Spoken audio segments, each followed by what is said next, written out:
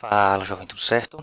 Bom, mais um conteúdo aqui, o Net Framework Conceitos, tá? A gente vai entender um pouco dos conceitos aqui, falar um pouco aqui, né, de conceitos por debaixo dos panos, mas vamos se preocupar aqui na parte final, principalmente, vai focar no como a gente vê esses projetos de .NET Framework, essa arquitetura, tá? Dentro ali do Visual Studio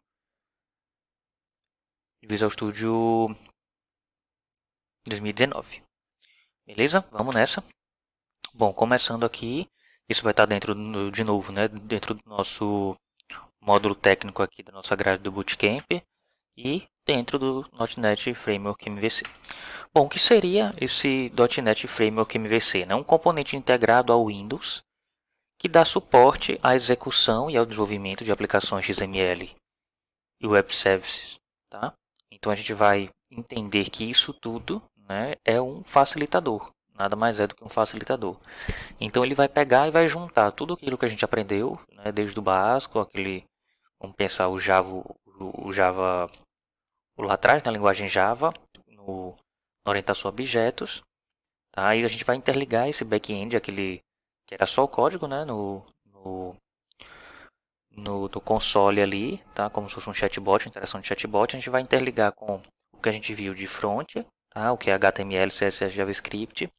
E vamos integrar também com o banco de dados. Então a gente vai esse facilitador, que é o .NET Framework, ele vai interligar tudo e a gente vai aprender como é que usa cada setor desse. Beleza? Continuando aqui, por que usar? Tá? Então, um ambiente consistente de programação orientada a objetos para código que pode ser executado local ou remotamente. Como assim? O que significa local ou remotamente? Que você vai entender que quando a gente for executar esses programas, vocês vão ver que ele vai criar e executar um site, né, que é uma aplicação web, no Google Chrome ou no navegador que você tiver, né? Mozilla, Internet Explorer, Edge, qualquer um que você tiver, ele vai executar em cima desses caras. Então, assim, não vai ser mais um console application que abre, nem o console ali embaixo do Eclipse. Vai ser realmente um navegador, um site agora que a gente vai programar, beleza? Então, oferece esse ambiente de execução que minimiza o desenvolvimento de software e conflitos de versões, é interessante isso para a gente. Oferece ambiente que fornece execução segura de código. Tá? A gente vai ver, entender algumas situações dessas e o porquê. Tá? É bom você entender que isso existe, né? Isso é o mais importante. Então, ainda aqui, fornecer um ambiente de execução de código que elimine os problemas de desempenho, isso é muito comum. Né? Então, ele é gerado por linguagens de scripts e ambientes interpretados. Uso de padrões reconhecidos pela indústria, para que o .NET é mais um blá blá blá. Tá? Beleza, vamos nessa. Por debaixo dos panos aqui, então os códigos, tá? Não vamos se atentar muito a isso, só saber que existe essa estrutura. Ainda na estrutura aqui, tá? Não vamos muito focar nessas coisas não. É um modelo de desenvolvimento web que inclui os recursos necessários para desenvolvimento de web dinâmico. Então a gente vai ver que é bem fácil de quando a gente muda uma coisinha no código e rapidamente a gente vê essa execução de forma prática e simples quando a gente roda o programa. Isso também acontece, né? Quando a gente para e executa os códigos ali do Java pelo Eclipse, né, quando a gente estava vendo aquilo lá. Bom, disponibiliza o Web Service Controls, a gente vai ver os controles, outras estruturas também de layouts, a gente vai ver bastante coisa, é bem interessante essa parte, tá? E mais uma vez aqui, implementa uma estrutura de autenticação interessante também para a gente, código de aplicação compilado, aumentando a performance. Então ele é bem padrão, né? Por isso que ele é tão bom, o pessoal usa tanto no mercado, né? E você que estuda, né, o .NET ou que tem pretensão de continuar estudando o .NET, aprender mais uma nova linguagem, é essencial porque o mercado trabalha muito com o .NET pela facilidade que é de utilizar. A gente vai ver aqui o porquê, principalmente de forma prática. Por enquanto, bastante informação, bastante conceitos, que era o que a gente estava trazendo, tá? Então, o gerenciamento do estado da aplicação permite manter informações entre as páginas navegadas pelo usuário. Exatamente, a gente vai ver como é que faz isso, como é que navega de página em página, né? Mas você vai ver que ele vai facilitar bastante para a gente com esse framework. Utiliza os arquivos de configuração XML para controlar muita coisa por debaixo dos panos aqui que a gente não precisa entender. No final aqui é interessante a gente notar, né, facilidade para o projeto de design da aplicação através da ferramenta Visual Studio. E é isso aqui que eu já trago para a gente. Execução do Visual Studio. Então, quando você abrir o Visual Studio aí, né, você vai instalar ele é um pouco demoradinho, né, o Community Visual Studio 2019. Interessante que você baixe a versão. E aí você tem aqui a primeira coisa que ele aparece aqui, né, quando você instalar aí é, a versão escura, né, a versão Dark aqui ou a versão normal. Então você vai criar um novo projeto, tá? Quando você for criar um novo projeto aqui. E aí a gente vai reconhecer os tipos de projetos no VS, né, no Visual Studio. Que é aqui, ó, os sites, quais são os sites que a gente vai utilizar. A gente vai ver que a gente vai utilizar esse aplicativo ASP.NET Net Framework. Então você vai procurar aí que é a próxima linha aí quando você criar, né, for criar esse projeto, isso aqui é o que vai vir. Isso aqui é que é interessante a gente saber. Então essas são as diferenciações, você vê que ele vai listar aqui por web, ele vai trazer também o Netcore, mas o que a gente vai trabalhar é o framework mesmo. Aplicações de programas desktop, então o que a gente viu lá, o que a gente já é acostumado a ver de console ou até mesmo, né, o Windows Forms. Você vai ver que o Windows Forms é bem parecido com o NetBeans, você já programou em Java. Ele já traz para a gente, quando a gente clica para rodar o programa, ele abre para a gente uma janela de o que a gente chama de programas desktop, né? Programas que são instalados ali dentro do computador, tá? Não é web, né? Quando você roda aqui, executa site, quando você roda aqui, executa um programa de computador. E a mesma coisa aqui, esse aqui, né, que seria o Windows Forms, esse aqui seria o console, o Java que a gente estava acostumado, tá? Os chatbots, então você abre, que a gente já fez aqui nos conteúdos anteriores, aplicativo de console. Esse aqui seria o programa que abre no computador. Reconhecido isso, a gente vai para a criação de aplicação web .NET Framework MVC, que nesse caso aqui é essa aplicação aqui, esse aplicativo aqui. Quando você for criar, né, é bom a gente notar que você pode colocar, né, qualquer nome que você quiser. Aqui a gente tem o ASP.NET Web, o Virei Dev Projeto. Aí você pode colocar a versão mais recente do seu framework, não tem problema, .NET. Cria uma arquitetura de aplicação MVC, configurado aqui, ó, MVC também. Isso aqui lembrando que está tudo em português, né, mas pode ser que tenha tudo em inglês e você só vai ter que transcrever. Interessante você atentar também que aqui, ó, vou até dar um zoom. Aqui a gente tem esse tipo de autenticação, que coloque contas de usuário individual ou user account, alguma coisa assim. Vai ter aí em inglês também, agora não lembro o nome certo.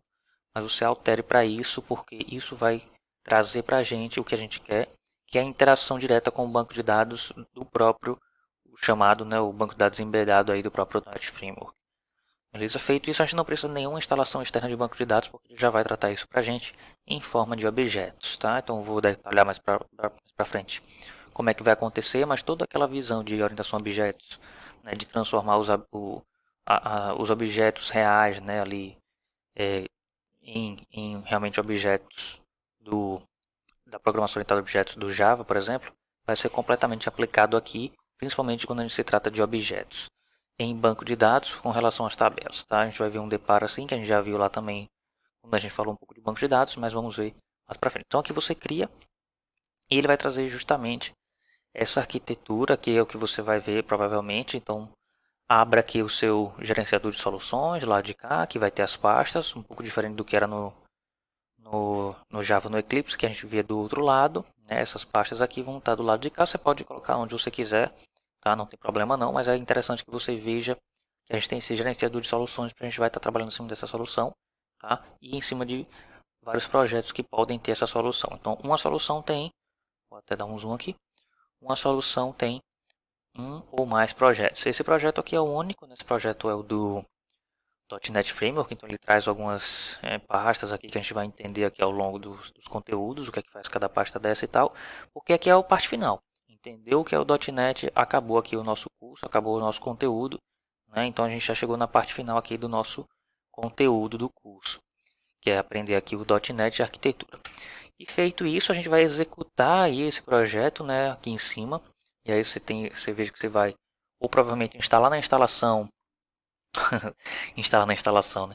Instalar esse IIS, né, que é o Express, tá? Internet aí, coisas da internet, vamos pensar assim, que é pacotes obrigatórios para rodar esse tipo de programa, né, esse tipo de projeto.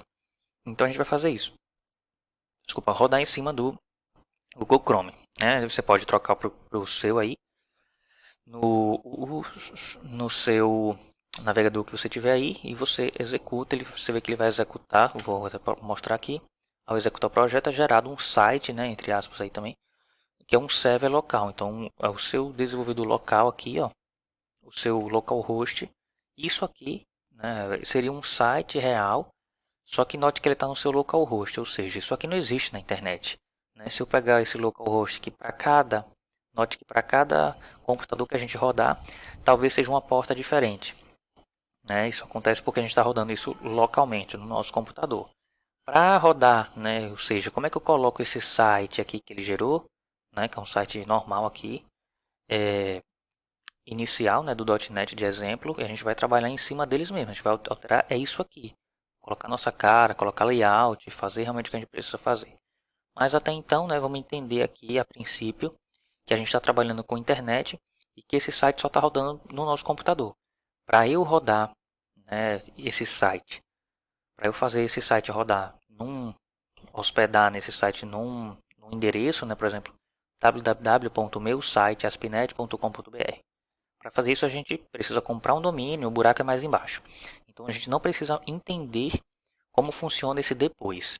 O nosso entendimento é simplesmente trocar esses arquivos, alterar esses códigos, alterar esse layout no nosso localhost. E depois esses arquivos também, note, né, que esses arquivos eu vou até voltar aqui um pouco. Esses arquivos aqui, isso nada mais são do que pastas reais e arquivos reais dentro de uma pasta no seu computador.